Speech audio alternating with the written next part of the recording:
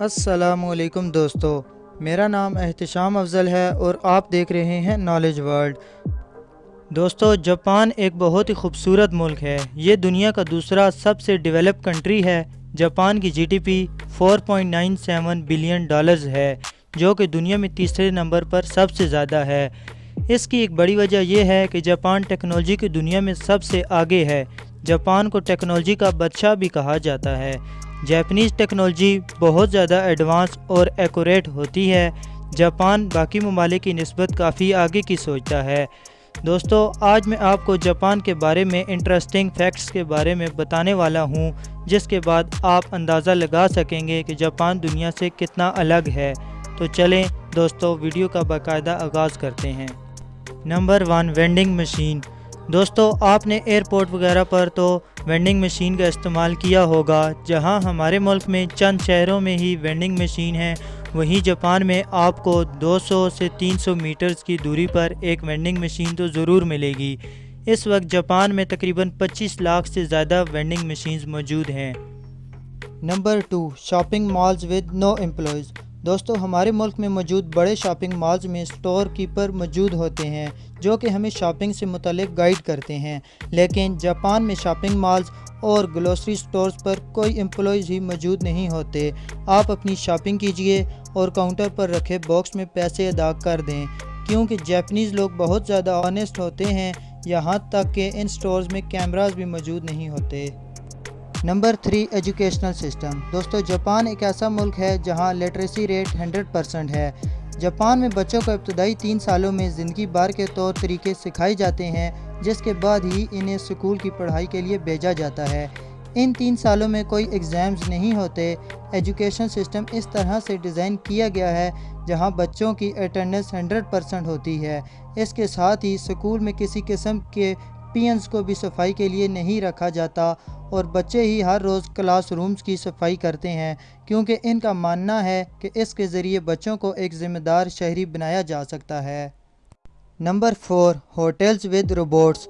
दोस्तों, जापान में बहुत से होटल्स ऐसे हैं जहां कोई सर्विस स्टाफ ही मौजूद नहीं, बल्कि आने वाले गेस्ट को ये रोबोट्स ही सर्विस फराहम करते हैं। होटल्स में सिर्फ चंद एक लोग ही मौजूद होते हैं जो कि असल में इन रोबोट्स की देखभाल करते हैं।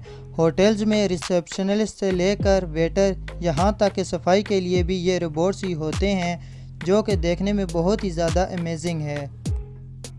Number 5, earthquake nation. दोस्तों, जापान एक ऐसा मुल्क है जहां पूरी दुनिया में से सबसे ज़्यादा ज़लज़ले आते हैं।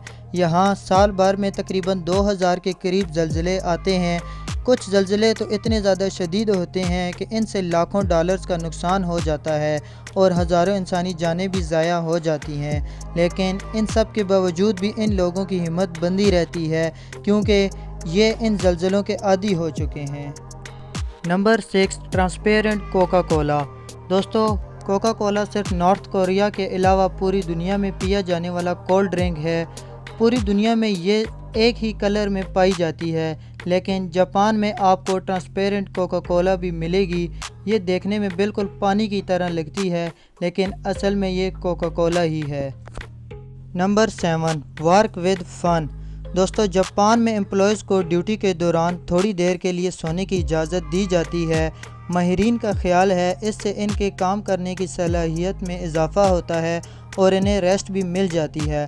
हर कोई काम करने के बाद रेस्टोरेंट में टाइम पास करने के लिए भी जाता है। इसके साथ ही इनके ऑफिस में बैकयार्ड स्पोर्ट्स कोर्ट भी होते हैं, जहां ये फारिग वक्त में मुख्तलिफ स्पोर्ट्स एक्टिविटीज़ करते हैं। Number 8, transport system.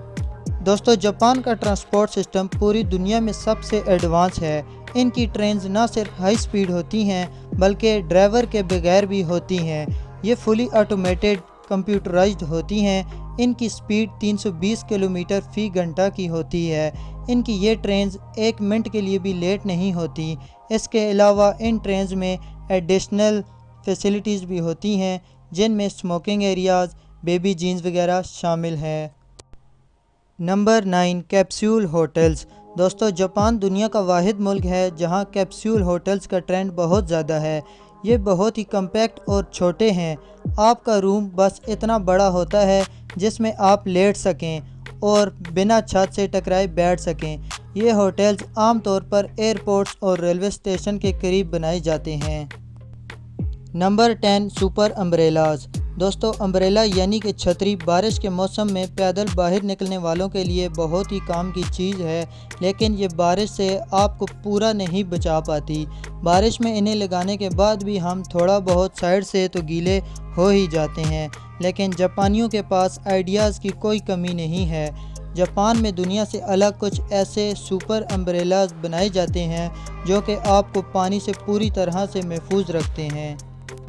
مجھے امید ہے آج کی یہ ویڈیو آپ کے لیے کافی انفارمیٹیو ہوگی اور آپ کو پسند آئی ہوگی۔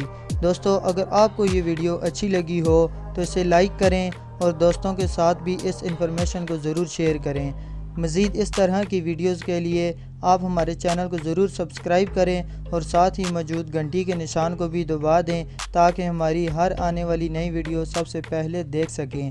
ملتے ہیں ایک اور انٹرسٹنگ ویڈیو میں، تب تک کے لیے اپنا خیال رکھیے گا۔ اللہ حافظ۔